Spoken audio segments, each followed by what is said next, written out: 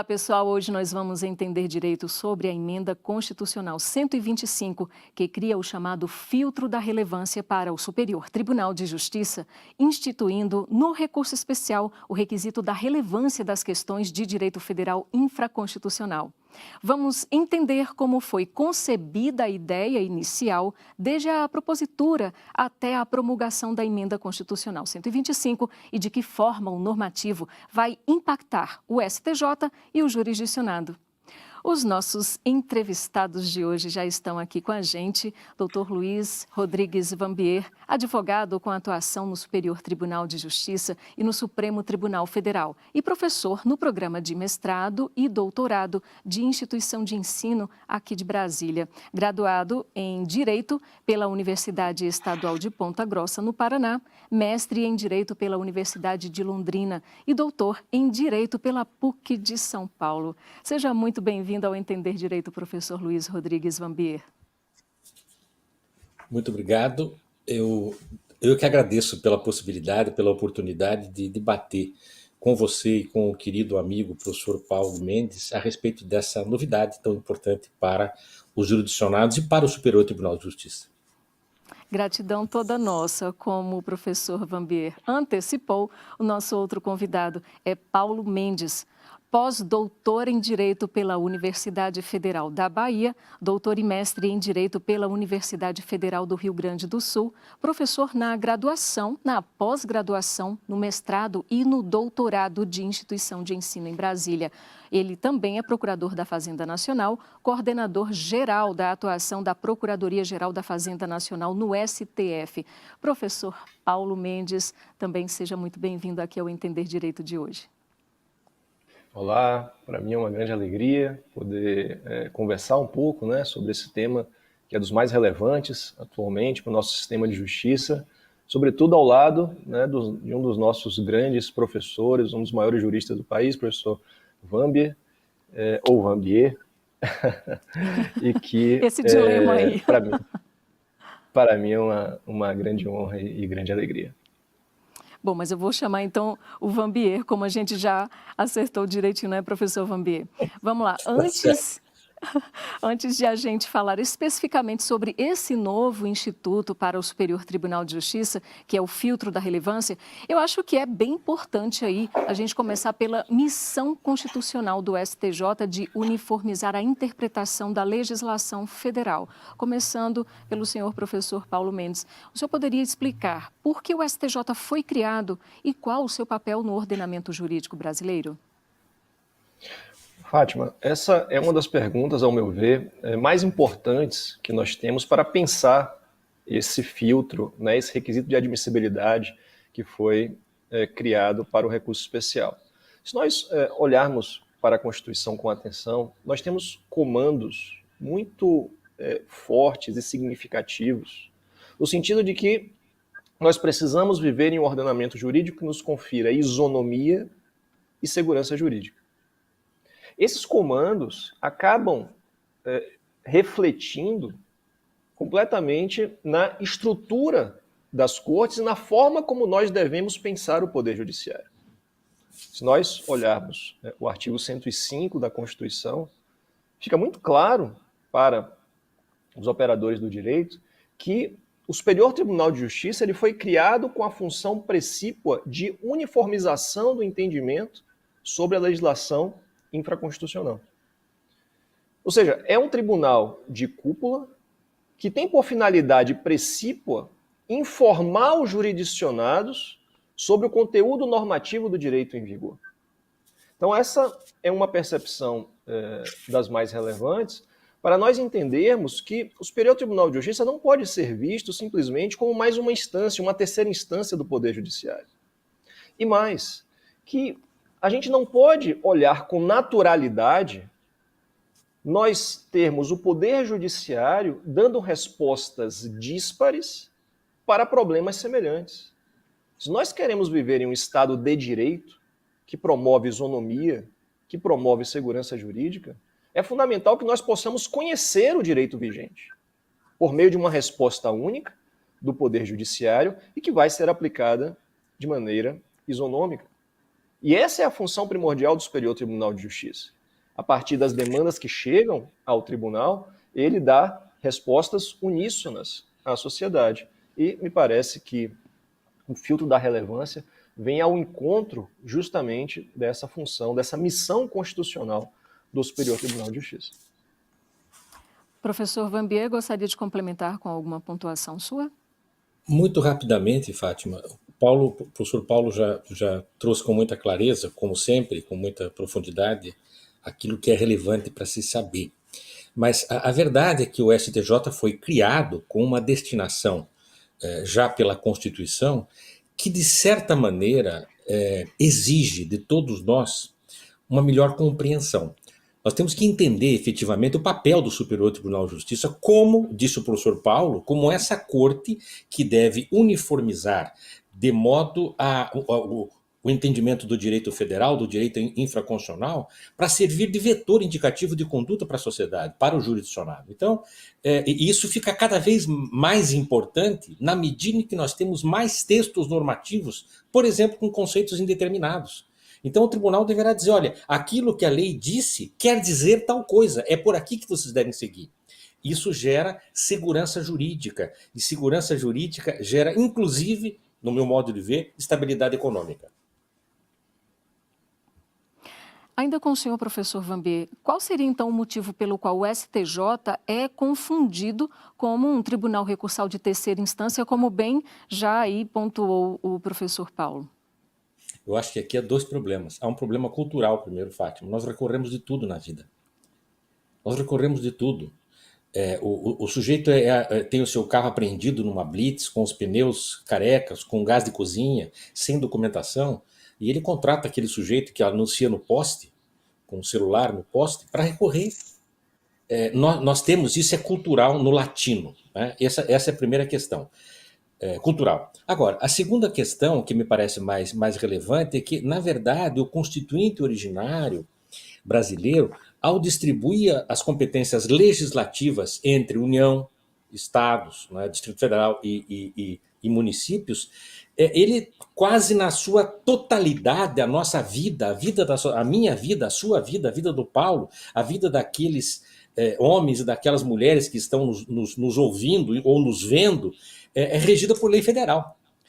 Então, isso fez com que, no imaginário da sociedade, houvesse sempre a necessidade de ir a Brasília. Ir a Brasília, na linguagem popular, significa se servir do recurso especial ou até do recurso extraordinário, na hipótese do Supremo Tribunal Federal, para obter uma decisão final. E essa não é a compreensão verdadeira que se deve ter, mas é um pouco do imaginário, em função dessa prevalência da norma federal regendo a nossa vida, né? Nós somos um Estado federativo, temos essa divisão de União e Estados-membros, etc., mas o grosso da nossa vida, do dia a dia, é regido pela lei federal. Então, como nós temos, por decorrência de norma constitucional, né, essa atribuição a que fez referência o professor Paulo, muito bem já no início, de dizer o direito federal, de descrever aquilo, interpretar e descrever aquilo que a lei determina que o cidadão faça ou proíbe de fazer, etc. Então, instaurou-se, eu diria assim, né, no íntimo da sociedade, essa ideia de que é um tribunal para resolver tudo, que todas as questões de qualquer ordem deveriam chegar lá, como se fosse um grande tribunal de apelação. Um tribunal superior de apelação. E ele não é um grande tribunal de apelação. Então, me parece que agora as coisas estão sendo colocadas no seu devido eixo.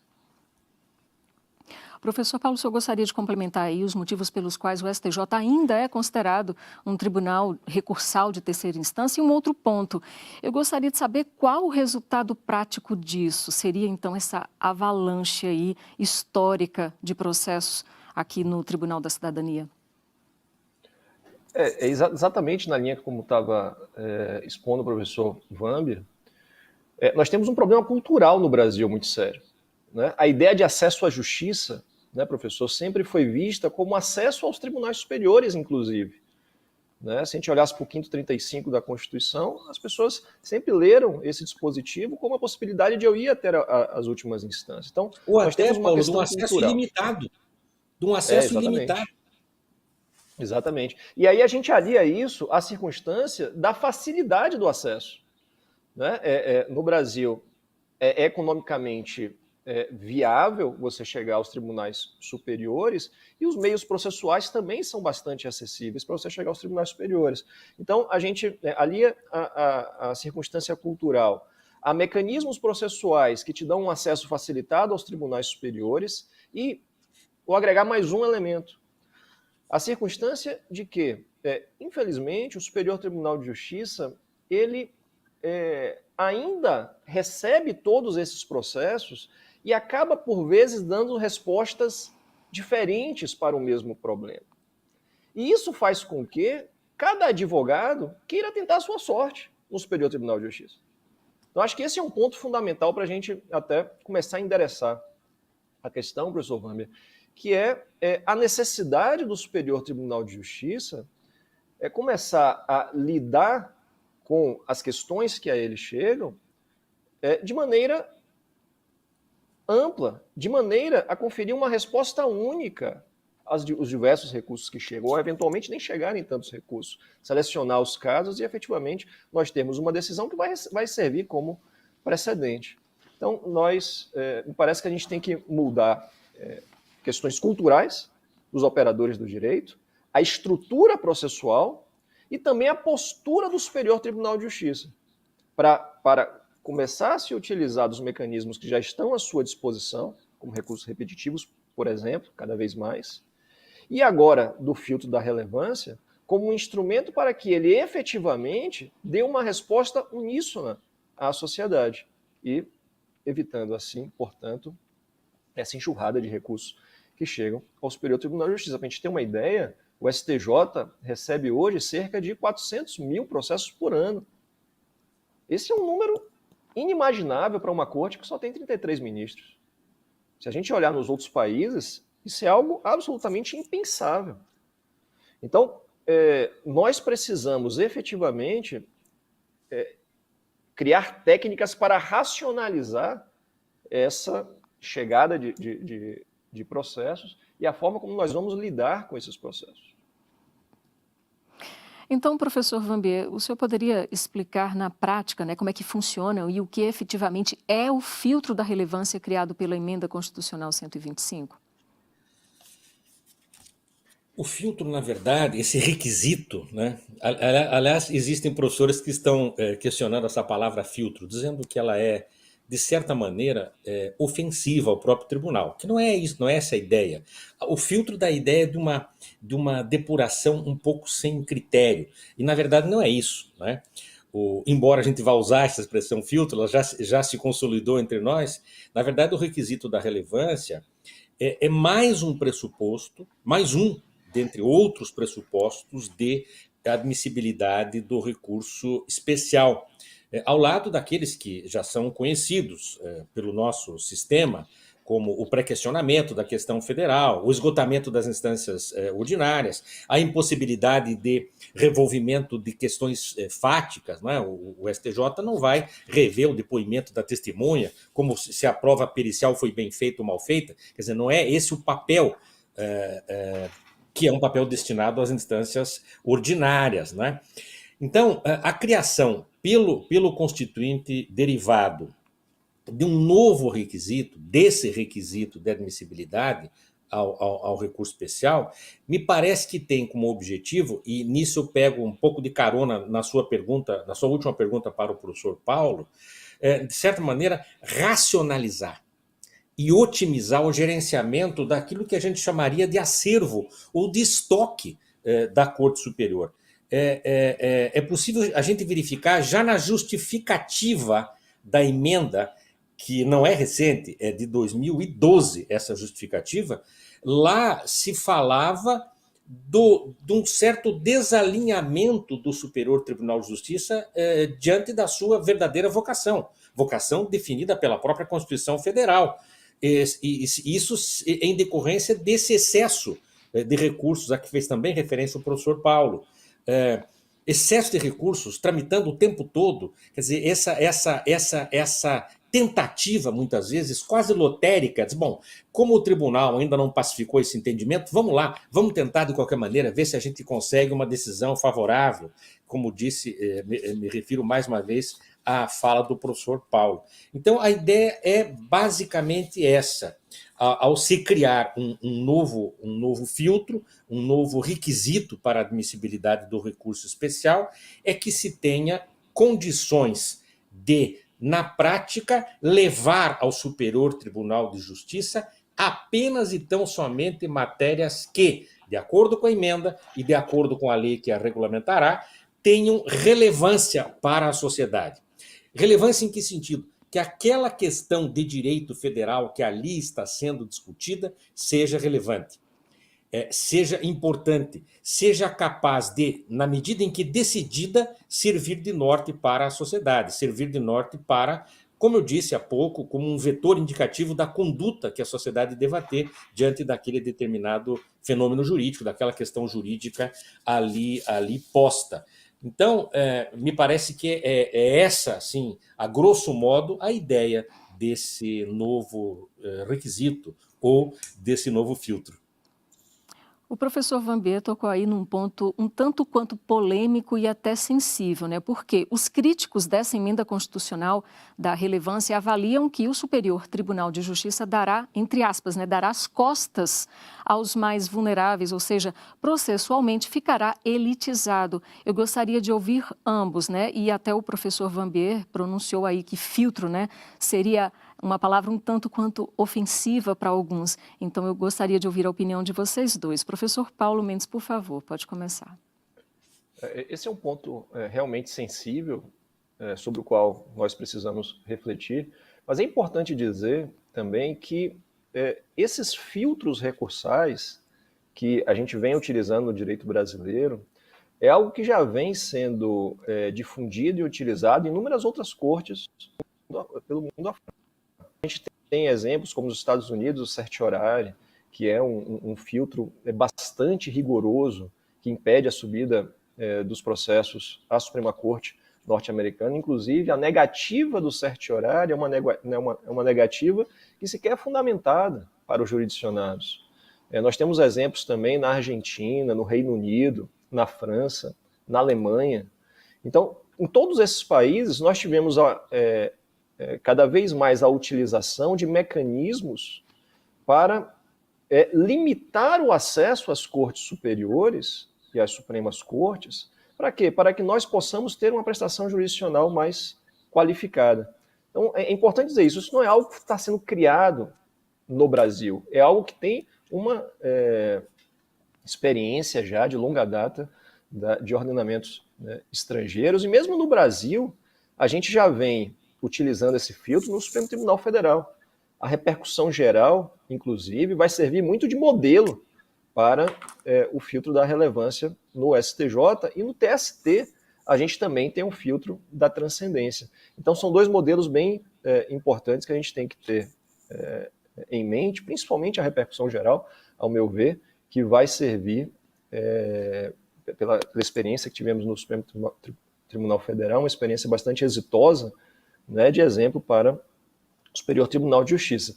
E aí, essa questão que você coloca, Fátima, é muito interessante, porque as pessoas viram uma hipótese de presunção de relevância que foi estabelecida pelo texto constitucional, como aquela de que só os recursos que tratem, recursos que impugnem decisões em ações de acima de 500 salários mínimos, teria já uma presunção de relevância. E, portanto, entraria necessariamente no Superior Tribunal de Justiça. E as pessoas olharam isso com algum assombro, né? Como se aqui nós estivéssemos elitizando o Superior Tribunal de Justiça. Mas isso aqui é importante a gente explicar o seguinte: a presunção de relevância, na verdade, é uma garantia dos jurisdicionados. Quando o Constituinte disse que nas demandas acima de 500 salários mínimos nós vamos conseguir ter acesso necessariamente ao STJ, o comando ali é o seguinte: olha, nesses casos, o STJ não pode negar relevância. Não pode dizer que não há relevância nesses casos. Isso não significa que para todos os outros casos o STJ não possa aferir a relevância. Então perceba que é o contrário do que se imagina. Que as pessoas olham os 500 salários mínimos e pensam que só vai chegar no STJ agora as causas acima de 500 salários mínimos. Não. O que nós tivemos foi a garantia de que, se for acima de 500 salários mínimos, vai ser julgado pelo STJ. Não pode ser negada a relevância nesses casos. Mas em todas as outras situações abaixo de 500 salários mínimos, o STJ vai analisar se a matéria que está sendo tratada tem ou não relevância. Então, eu particularmente sou muito crítico a essa percepção de que esse filtro geraria uma elitização do Superior Tribunal de Justiça, e o que me parece é que nós precisamos, sim, amadurecer na legislação regulamentar, no regimento interno do STJ, o que vai ser essa relevância na prática, né, para que o STJ, de fato, se ocupe das questões mais importantes que nós temos em discussão no país. Muito interessantes e importantes esses pontos que o senhor trouxe aqui, que destacou. E agora eu gostaria de ouvir o professor Wambier, por favor. De fato, a gente tem lido, Fátima, e tem ouvido muitos doutrinadores e professores, advogados, etc., advogados públicos, privados, etc., dizendo que, na verdade, esse critério da presunção absoluta das causas de valor superior a 500 salários mínimos seria discriminatório, porque relegaria para um plano inferior as causas, por exemplo, de 490 salários mínimos, ou de 2 salários mínimos, e assim por diante. Mas eu concordo em absoluto com o professor Paulo, no sentido de que, ao contrário, ela não é discriminatória, ela é uma garantia. Quer dizer, se o valor for superior, está garantido que será admitido pelo Superior Tribunal de Justiça, quer dizer que, bom, ele fará a análise dos outros requisitos, mas esse requisito estará resolvido, estará superado. Agora, e se for inferior? Está negado o acesso ao Superior Tribunal de Justiça? Não, não é isso que a emenda diz, e certamente não será isso que a legislação regulamentadora dirá. Aí, e aqui eu acho um ponto fundamental, aí o que vai acontecer é uma requalificação da própria advocacia. O advogado, como representante da parte no recurso, ele terá que esmerar-se para demonstrar que aquela questão, que embora não seja presumida como de relevância, é de relevância, tem relevância.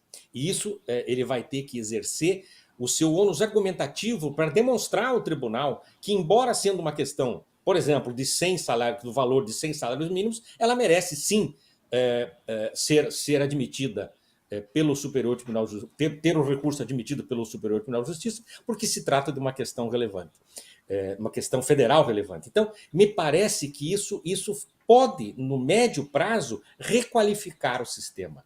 E quando eu falo requalificar, eu quero dizer mesmo isso, dar mais qualidade para o sistema. Chega de busca, recorte e cola. Vamos exercer, de fato, a nossa tarefa como construtores do sistema jurídico com uma boa argumentação, com uma argumentação sólida, com uma argumentação capaz de demonstrar e gerar um certo grau de convencimento no tribunal. Então, concordo que não se trata de uma medida elitista. Pelo contrário, se trata de uma garantia para o jurisdicionado. Uma observação que o professor Wambier fez, Fátima, se me permite, o professor Wambier tocou em um ponto que eu queria até ouvi-lo sobre isso, a gente não conversou ainda sobre o assunto, mas o professor falou, as hipóteses de presunção de relevância previstas na Constituição são hipóteses de presunção absoluta. Existem alguns professores, professor Wambier, que vêm defendendo que essa seria uma presunção relativa prevista na Constituição. Eu confesso que eu tenho muita dificuldade com esse entendimento. O Constituinte, ele se adiantou e, diante dos trâmites democráticos do Congresso Nacional, concorde-se ou não com isso, estabeleceu aquelas hipóteses em que há presunção. Ou seja, nesses casos, ao meu ver, concordando com o que você disse, há uma presunção absoluta. O Superior Tribunal de Justiça não pode negar relevância nesses casos. Isso não Exatamente. significa que o STJ não possa inadmitir um recurso por outros fundamentos. Exatamente. Súmula 7, falta de pré-questionamento. Então, entra em jogo os demais requisitos de admissibilidade tranquilamente. O fato de você estar diante de uma causa penal, de improbidade administrativa superior a 500 salários mínimos, não é uma garantia de que o mérito do seu recurso vai ser apreciado. É uma garantia, e isso sim, de que o seu recurso não vai ser negado por falta de relevância. Exatamente. Exatamente. Concordo plenamente, Paulo. É isso mesmo. As pessoas, na Ok. verdade, às vezes fazem uma leitura muito apressada das coisas, sem maior profundidade, sem maior aprofundamento. E nós temos que fazer, nós temos que mergulhar nesses temas para buscar uma interpretação, uma solução que seja correta, que seja aquela que de fato demonstre aquilo que o constituinte derivado, o legislador constituinte derivado pretendeu com essa emenda, né? E o Paulo disse uma coisa muito certa: é do jogo democrático que se criem regras constitucionais e infraconstitucionais para a disciplina da sociedade. Isso passou pelo crivo do poder legislativo, constituinte e derivado. Ponto. Professor Paulo, o legislador, como o senhor até mencionou, né, enumera alguns temas presumidamente relevantes. O senhor poderia citar alguns exemplos práticos disso? A propósito, o senhor até mencionou, né, que causas acima de 500 salários mínimos. Quais seriam os outros que poderia usar como exemplo? Esse é um tema dos mais relevantes porque envolveu muitas discussões no Congresso Nacional quando do trâmite, né, da emenda constitucional. E é algo que é diferente da repercussão geral, né? Porque na repercussão geral a gente não tem uma previsão no texto constitucional de temas com presunção de repercussão geral, diferentemente do que aconteceu com a relevância. E isso tem muito a ver com o que o professor Vamber disse no início da nossa conversa sobre a cultura de acesso aos tribunais superiores. Não é, professor? A gente tem essa cultura muito arraigada entre nós, e aí o Congresso Nacional, diante desse filtro, ele naturalmente ficou receoso de que determinadas causas que os congressistas entendiam relevantes não chegassem ao Superior Tribunal de Justiça. Como se isso fosse uma negativa de acesso à justiça, quando a gente, na verdade, está falando na ressignificação dessa ideia de acesso à justiça. Então, no Congresso Nacional, nós tivemos a definição de alguns temas em que haverá necessariamente presunção de relevância, que é o que acontece nas ações penais, nas ações de improbidade administrativa, nas ações acima de 500 salários mínimos. Mas o que é importante ser dito aqui é que, em primeiro lugar, esse rol não é um rol taxativo. Isso é um rol exemplificativo. Tanto é que a própria Constituição estabeleceu que podem ser criadas outras hipóteses pelo legislador. E é interessante aqui a gente ver que a comunidade jurídica já vai se mexendo em várias frentes para tentar propor nessa regulamentação, por exemplo, que haja presunção de relevância sempre que o recurso especial for interposto pela linha C. Ou seja, sempre que houver divergência jurisprudencial entre os tribunais. Que haja uma presunção de relevância sempre que a gente tiver um incidente de formação de precedente na origem, um IRDR, um IAC. E aqui é interessante, professor Vambi, aqui é uma forma de os tribunais da origem, em alguma medida, participarem da formação dos precedentes no STJ. Porque a partir do momento que o tribunal de origem entender que determinado tema é relevante, ele vai suscitar um IRDR, um IAC, e a partir de então, a gente vai ter uma presunção de relevância no Superior Tribunal de Justiça. Então, a ideia central é essa, que as hipóteses de presunção são garantias de acesso ao STJ, há a possibilidade de ampliação dessas hipóteses pela lei regulamentadora, e a comunidade jurídica já vem debatendo várias situações e que seria interessante, de fato, nós termos essa presunção. Agora, professor Van Bier, de quem será a competência, né? A quem caberá a análise do cabimento ou não de recurso especial para que seja julgado aqui pelo STJ? Eu já vou te responder, mas eu queria primeiro pegar carona nessa última resposta Claro, do professor Paulo. Posso? Me por permite? favor, claro. Sensacional essa hipótese que você traz, Paulo, de que, na verdade, e isso acaba com uma reclamação que a gente tem ouvido há décadas, de que os tribunais estaduais e regionais federais viraram tribunais de passagem. Eles passarão a contribuir efetivamente, e isso é fantástico, para a formação do precedente a respeito do direito federal no Superior Tribunal de Justiça. Então, eu penso que o grande lance daqui para frente será essa norma regulamentadora, que virá a aclarar essas questões que ficaram em aberto pela própria emenda, constitucional, né? Então, veja, por exemplo, né, numa questão que você citou, do IRDR ou do IAC, eu penso também na questão das ações coletivas, né, das ações, por exemplo, que envolvem direito ambiental. Será que não teria que ter já uma presunção na própria lei? Enfim, e aí por diante, sucessivamente, não é? Essa análise, Fátima, ela será feita. Bom, vamos ver como vem a lei, né? Vamos ver como vem essa lei regulamentadora. A gente espera que seja uma lei densa, uma lei que contribua efetivamente para a solução dessas questões que estão sendo levadas enquanto a gente está nesse certo vazio entre. É um certo vácuo que há entre a emenda constitucional, que é rígida, que está aí, e a futura lei, né? Mas haverá que se estabelecer regra clara, expressa, para que se faça a análise da relevância capaz de, junto com os outros requisitos, e isso é um dado muito importante, eu falei, o professor Paulo falou, os outros requisitos não morreram.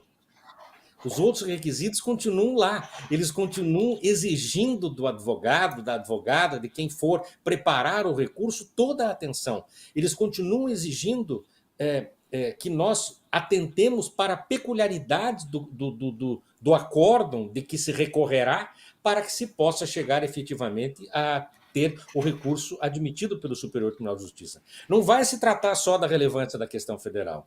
O tribunal fará a análise para decidir se está diante de hipótese que deva o recurso subir para o Superior Tribunal de Justiça ou não, fará a análise da relevância, fará a análise da hipótese ligada à súmula 7, etc, etc, etc. Os outros requisitos continuam, salvo o melhor juízo, absolutamente íntegros e rígidos para que o recurso possa ter sucesso quanto à sua admissibilidade. E por que, no caso da relevância, professor Paulo, o legislador presumiu algumas questões como relevantes, mas o mesmo não ocorreu na repercussão geral para o STF e no requisito do recurso de revista, que é a transcendência para o Tribunal Superior do Trabalho? Há aí algum motivo específico para tanto? Parece, Fátima, que aqui é um amadurecimento do sistema, né? Nós, quando chegou a repercussão geral, a gente não sabia exatamente do que se tratava, como ela iria funcionar na prática, e, portanto, o filtro da relevância chega agora com uma experiência de 15 anos de repercussão geral. Então, me parece que é natural que as coisas aconteçam de maneira distinta, né, com os aprimoramentos que o Congresso entendeu pertinentes. Aprimoramentos, entre aspas, né? A gente falou que isso decorre do debate político, né, do Congresso Nacional, mas há muitas críticas, né, para essas presunções, ainda mais a forma como elas foram feitas, né, temas específicos, né, penal, improbidade administrativa, questões eleitorais e questões relacionadas a valor da causa. Então há muitas críticas, no particular, a essas escolhas que foram feitas pelo Congresso, mas é legítimo do jogo democrático e é uma decorrência do amadurecimento do tema. Mas, Fátima, também aqui, pegando carona com o que o professor Wammer estava tratando, eu queria abordar um tema sobre essa competência para dizer sobre a relevância, que me parece que é um dos mais importantes que a gente tem que enfrentar, que é o seguinte: o que será o filtro da relevância no Superior Tribunal de Justiça? Vai ser um instrumento para nós ficarmos negando a relevância a casos concretos, a recursos especiais específicos, ou vai ser um instrumento que nós vamos utilizar como uma porta de entrada para a formação de precedente? Ou seja, não só como um requisito de admissibilidade, mas também como uma técnica de julgamento para a formação de precedente. Por que eu digo isso? Porque nós temos hoje dois modelos no Brasil. O modelo da repercussão geral, do Supremo Tribunal Federal, e o modelo da transcendência, no TST. O modelo da transcendência, ele é muito mais voltado a casos concretos. Então os ministros, caso a caso, vão negando transcendência aos recursos de revista. E isso, às vezes, gera respostas distintas do tribunal para os mesmos casos, para casos semelhantes. Diferente é o sistema da repercussão geral no Supremo.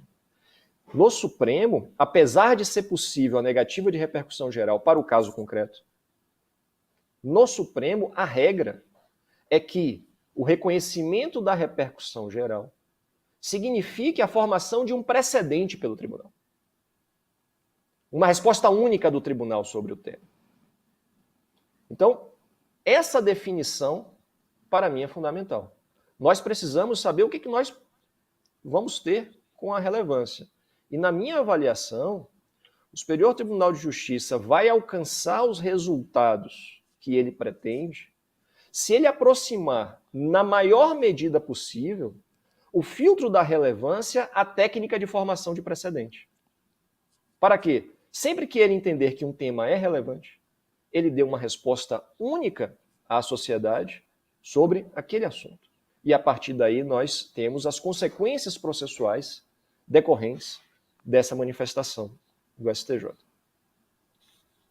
E para o senhor, Absolutamente professor perfeito, Vanber? se me permite, Fátima, absolutamente Claro. perfeito. E é interessante como na vida as coisas amadurecem, né? As ideias amadurecem, as experiências amadurecem. E essa experiência da repercussão geral e a experiência mais recente da transcendência nos fazem buscar um modelo para a relevância. E me parece, de fato, que o modelo ideal é esse, que o Superior Tribunal de Justiça receba a relevância não apenas como um mecanismo para depuração da quantidade imensa, absurda, abusiva de recursos que lá chegam, mas que o faça conjuntamente com essa ideia de dar uma resposta uniforme para questões federais idênticas no país todo. Quer dizer, então, ele serve como filtro e ele serve como mecanismo também para a formação de decisões estáveis, né, dos tais precedentes a que tanto nós fazemos referência. Me parece que esse é o grande, para usar uma expressão coloquial, é o grande pulo do gato aqui. Essa norma ela terá que ter esse cuidado, né? E a gente tem confiança de que isso será feito com muito carinho, com muito cuidado, com muita atenção pelo Poder Legislativo, certamente com o apoio técnico do próprio Superior Tribunal de Justiça. E professor, é importante a gente dizer isso, porque a gente está falando aqui dentro do STJ.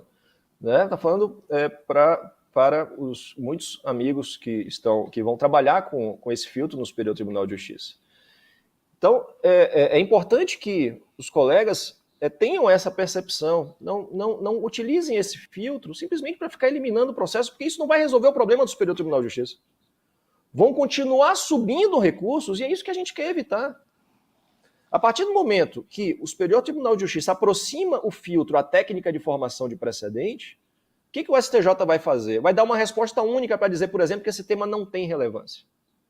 E a partir de então, não sobem mais recursos sobre aquele assunto. Exatamente. Então, me parece fundamental essa percepção para, de novo, nós aproximarmos esse requisito de admissibilidade à técnica de formação de precedentes, para que o STJ possa realmente ter uma maior governança do seu acervo. E a gente espera muito, né, Fátima, que a própria lei resolva questões que estão pairando aí no ar, né? Por exemplo, A parte propõe uma demanda cujo valor não consegue estimar e não se encaixa em nenhuma daquelas outras hipóteses de presunção de relevância. Depois, ela então, portanto, por essa razão, ela não tem a presunção. Ela terá que se esforçar, seu advogado, sua advogada, seu representante, enfim, com capacidade postulatória, terão que se esforçar para demonstrar que há relevância ali. Se não obtiverem sucesso, o recurso será barrado por falta desse requisito. Muito bem. Depois, quando da decisão de liquidação, por exemplo, ele chega a um valor de 501 salários mínimos. Olha que interessante. Lá no passado, no fim da decisão, da fase de conhecimento, ele não obteve chance de observação, de conhecimento, de admissibilidade do seu recurso pelo Superior Tribunal de Justiça. Agora, ele terá a presunção em função do valor. Então, eu tenho muita expectativa de que a lei resolva essas questões, para evitar o quanto possível numa obra humana que nós tenhamos um queijo suíço, que nós tenhamos buracos que fiquem a desafiar depois. E quando esses buracos desafiam, eles desafiam fazendo isso que o professor Paulo disse, fazendo uma enxurrada de novos recursos, de novos incidentes, de novas discussões. Então, tomara que o legislador consiga evitar exatamente isso, suprindo essas eventuais, vamos chamar assim, essas eventuais lacunas que a própria emenda tenha deixado no ar. Uhum. Professor Paulo, a emenda constitucional 125, ela já foi promulgada, não? Então, ela é imediatamente aplicável ou ela precisa ainda de uma espécie de regulamentação? Porque ambos aí já mencionaram isso, né? Ela precisa ser regulamentada. Essa é a pergunta do milhão, Fátima. Vocês dois nem falaram que precisa ser regulamentada, né? Essa é a maior aflição hoje dos operadores do direito, de uma forma geral, porque se nós olharmos o texto constitucional, eu particularmente não tenho dúvidas em afirmar que há necessidade de regulamentação para que ela seja exigida. E se nós olharmos a experiência da repercussão geral e a experiência da transcendência do TST, nós vamos ver que esses requisitos de admissibilidade só foram exigidos depois da regulamentação. O que eu acho mais importante nessa discussão toda é nós termos segurança jurídica. Segurança. Nós não podemos ser surpreendidos com qualquer posição que venha a ser adotada.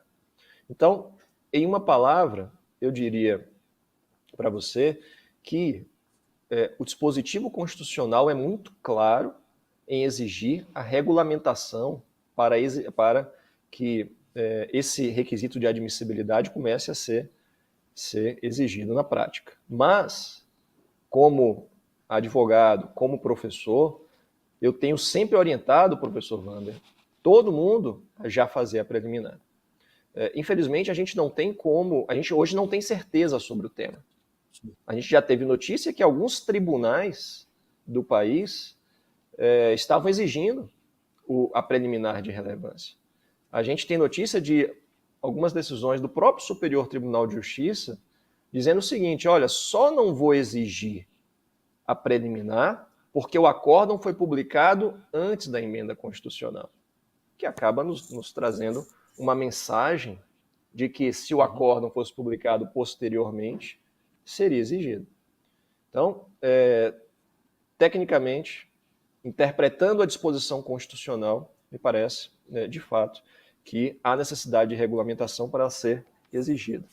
Mas, na prática, a gente acaba orientando aos operadores do direito a fazerem a preliminar, porque a gente não sabe como é que vai vir essa regulamentação. Eu concordo plenamente, Fátima, se me permite, eu concordo plenamente com o professor Paulo. Até já escrevi sobre isso. Me parece que o texto é claro.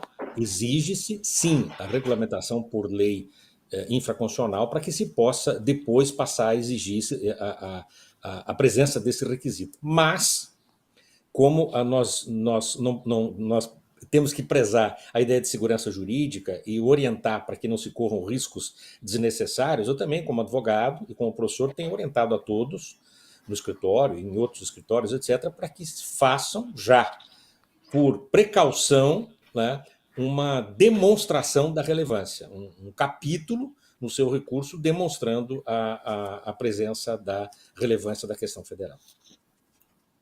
Eu gostaria de ouvir, então, a avaliação de ambos. Os processos que já estão tramitando aqui no STJ, eles também já poderão passar pelo filtro? Aquelas duas expressões, para quem é concurseiro e está nos acompanhando, já ouviu falar, o ex nunc e o ex tunc, né? Quais são os efeitos aplicados, então? Por favor, professor Paulo, e em seguida a gente escuta o professor Wambier.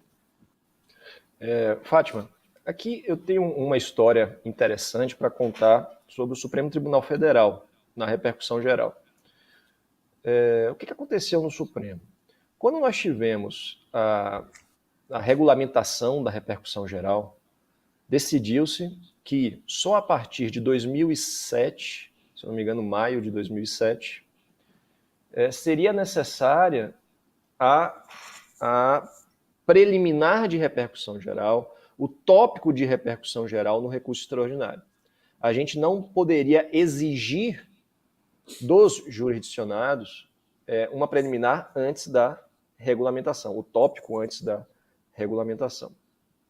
Mas, nos casos em que o Supremo, nos temas em que o Supremo negou a repercussão geral, isso, por exemplo, isso fez com que os processos que estavam pendentes no STF fossem devolvidos à origem.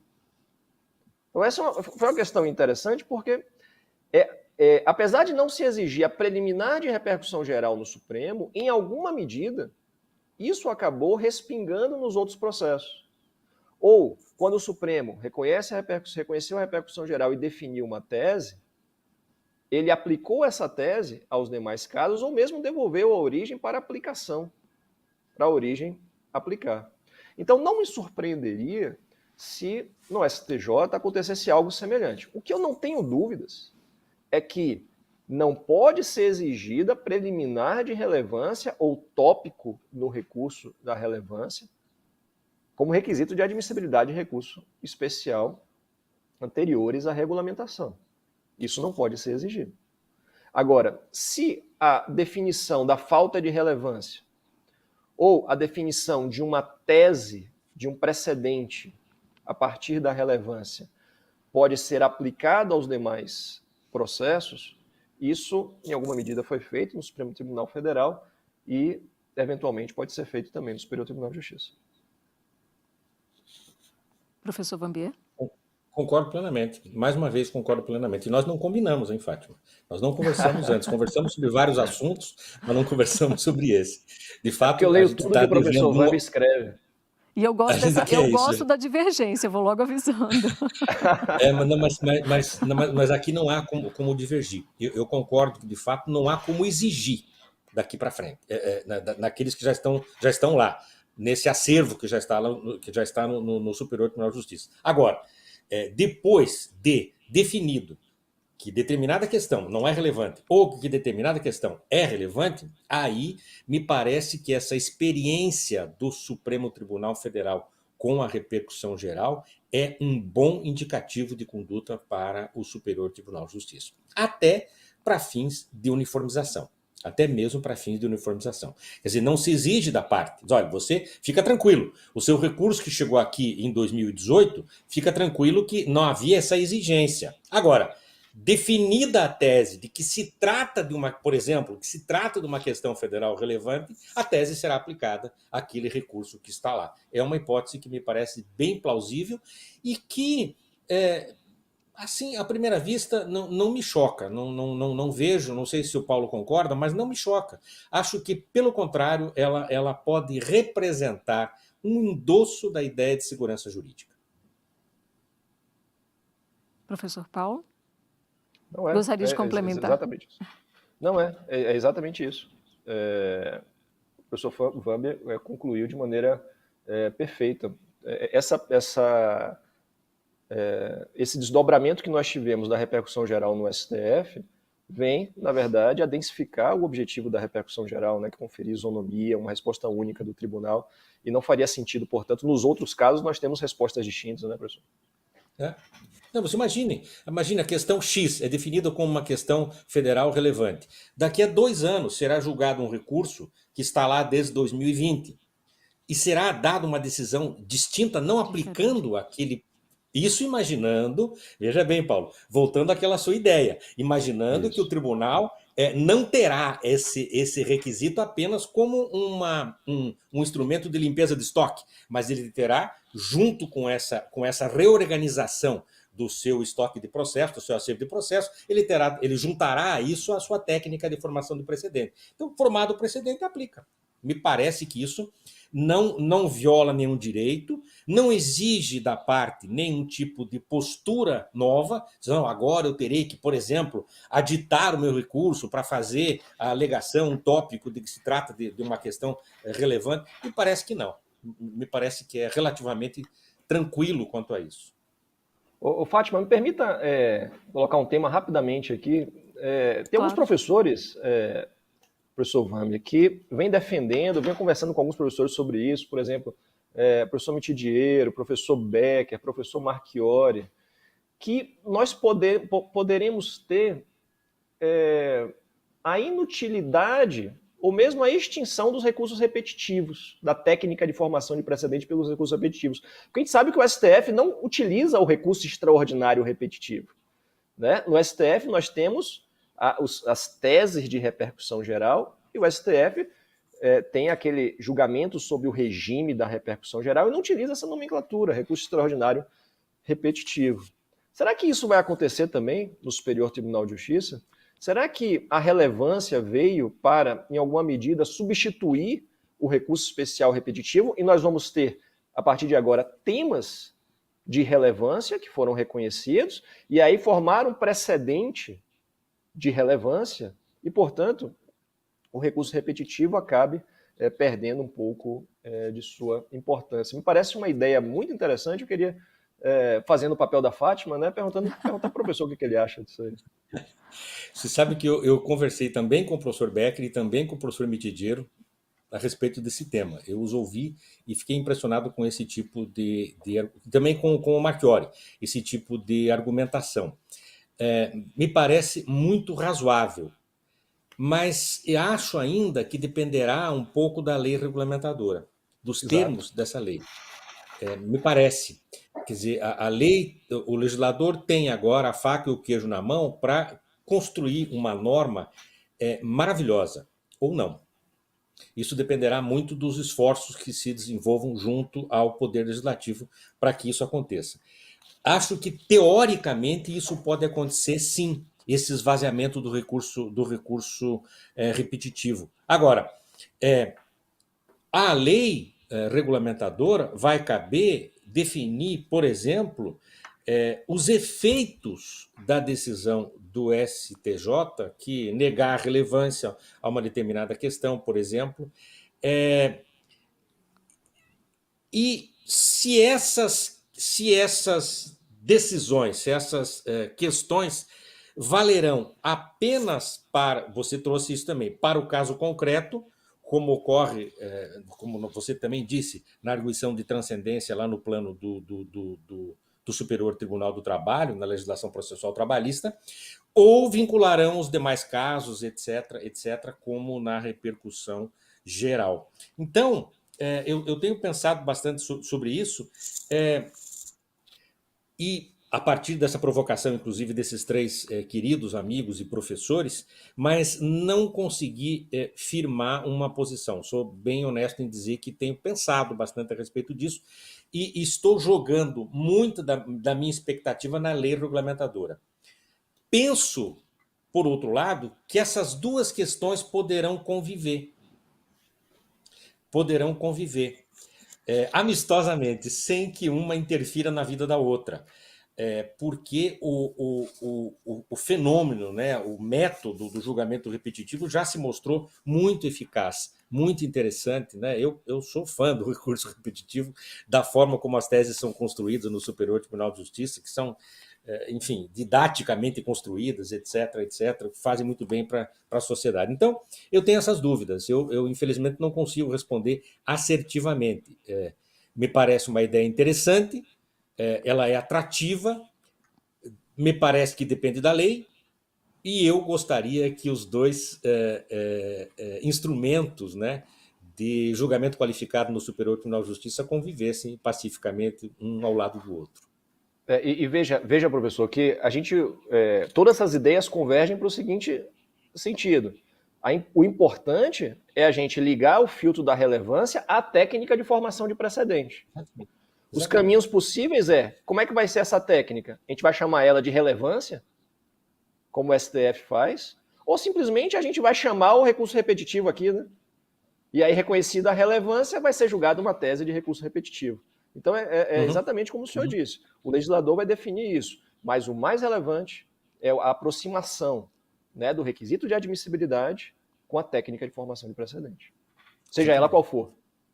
Seja ela qual for. E na medida em que isso aconteça, essa nossa preocupação fica eliminada. Porque, não é? Porque o recurso repetitivo estará prestigiado, abrangido pela formação da tese, do precedente, em função da relevância. Bom, é isso. Hoje você com certeza entendeu direito aí com a explanação dos nossos dois brilhantes entrevistados. A gente entendeu direito sobre a emenda constitucional 125 que cria o chamado filtro da relevância para o STJ. Eu agradeço então a participação do professor Luiz Rodrigues Wambier, ou Wambier. Mais uma vez, muito obrigada pela entrevista, professor. Eu que agradeço a você pela gentileza, agradeço ao Entender Direito pela possibilidade de estar aqui debatendo esse tema com você e com esse professor, brilhante professor que eu tanto quero bem, tanto admiro, um amigo querido que é o professor Paulo Mendes. Pena que nosso tempo esgotou mesmo, né, professor Paulo Mendes, a quem eu agradeço também a participação aqui no nosso Entender Direito de hoje. Muito obrigada. Para mim é uma alegria muito grande, uma honra estar aqui no Entender Direito, né, esse canal já tão prestigiado.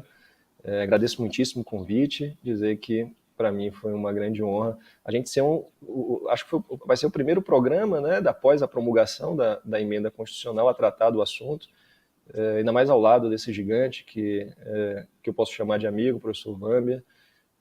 Foi uma tarde, manhã ou noite de muito aprendizado.